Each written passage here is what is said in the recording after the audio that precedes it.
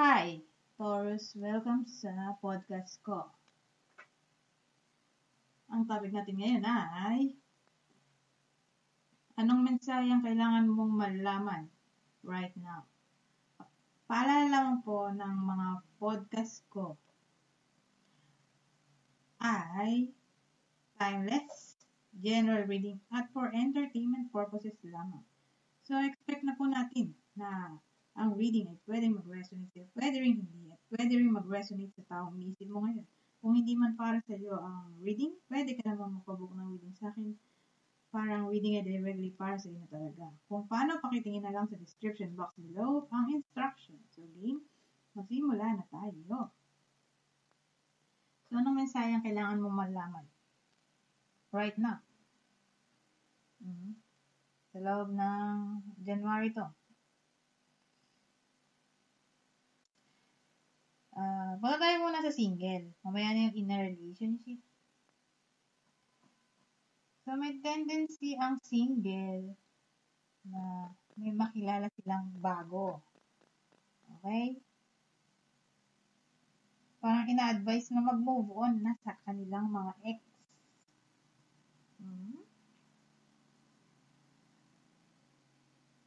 Parang sinasabi dito na may pagbabago na maaaring mangyari sa January. At kung di mo man makita agad itong someone new na sinasabi ko, baka makilala mo siya or baka dumating siya sa buhay mo ng March 20 to June 20. So, yan, March 20 to June 20. Diyan mo siya possible makikilala. Kung di mo man siya ma-meet ngayon, January, doon sa March 20 to June 20 mo siya possible makita or makilala.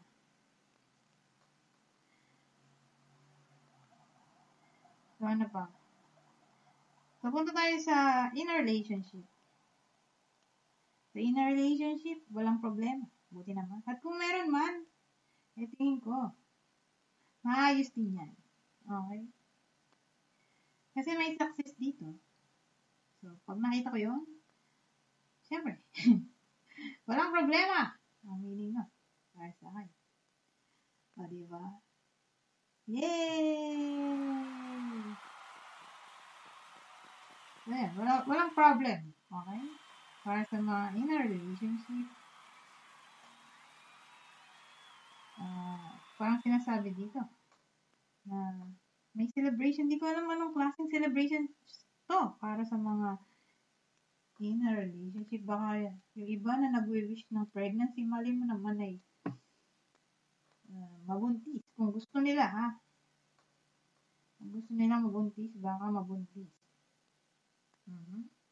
May celebration tayo, tanda. Normalin mo naman, meaning ng celebration dito ay engagement, wedding, celebration. Ano ko maisipin mo pag gano'n? Nagsasaya, di ba? Good news! Sa madaling salita. Hey, good news. No. Pwede mong makuha sa January. New opportunity. Ganyan. Parang sinasabi dito, pay attention sa health. Okay, mga Taurus. Pay attention sa health. Actually, yung reading dito, parang ang dating, may new opportunity na pwedeng dumating sa buhay mo sa January. Parang project, new project, o kaya bagong activity. Ganyan eh. Parang magiging busy ka. O magiging creative ka. Tingin ko talaga busy. Magiging busy ka, galaw ka ng galaw. Ano ba? So, sa mga single, siguro mapa-single or in a relationship, magiging masaya. Okay? Magiging masaya sila sa, or kayo na lahat, syempre, single or in a relationship. Hindi, lahat na ng Taurus. Sana nga lahat na, ha? O karamihan sa mga Taurus ay magiging masaya sa January. Magiging energetic kayo, masayahin. Ganun. Parang yung iba sa inyo, or karamihan sa inyo ay magiging masipag, goal-oriented, workaholic. Ganun. Busy. Busy ang buwan para sa inyo. So, punta naman tayo sa kung sino ang tao sa ating reading. Meron kasi ako ditong clue. Okay? Ang clue natin, pwede mag-resonate siya, pwede rin dun sa taong inisip mo right now. So, sabi dito, wala pang nagiging anak. So, yung tao sa reading natin ay wala pang anak. Okay? Pwede rin, ang kulay ng buhok niya ay, I mean, yung itsura ng buhok niya ay may highlights. Dalawa yung kulay ng buhok. Basta may highlights. Ganun yung dating. Tapos, pwede rin naman na ang kulay ng buhok niya ay masyadong matingkad. Yung pansinin. Ay, yung mga blondie yung buhok. Blonde. Or blondie. Yung mabasa doon. Ay, ito pala. Speaking. Ano mo ito sabihin? Kung di man blondie or blonde ang buhok, ay brown. Hindi black. Brown. Brown or dark gray ang buhok. May edad na. Parang tatamang reading natin dun sa iba na may edad na.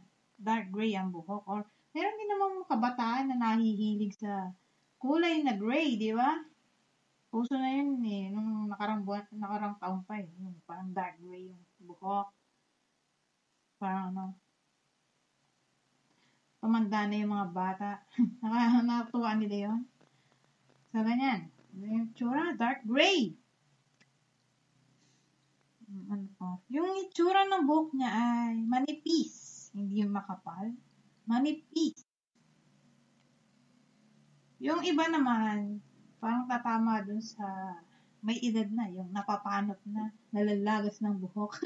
Yung mga ganon. Okay? Yung, parang masabihin. Diba, kung babae man. Luminipis na yung buhok niya. Kung lalaki, napapanot or nakakalbo. Pero tingin ko tong reading natin tatama sa mga lalaki. Mas tatama sa lalaki. Tatama rin naman sa mga babae. Pero paramihan siguro tatamaan ay ang tatamaan ay lalaki. Iba rin sa'yo.